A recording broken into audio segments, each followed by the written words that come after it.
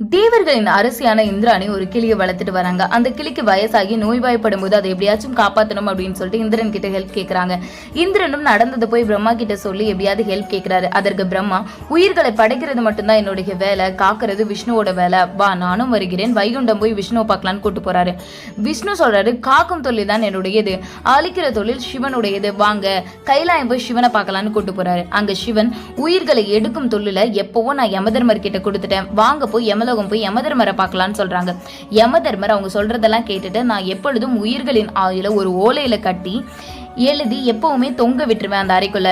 எப்போ அந்த ஓலை அருந்து விழுதோ அப்போ அவங்களுடைய ஆயுள் முடிஞ்சு உடல்ல இருந்து உயிர் பிரியும்.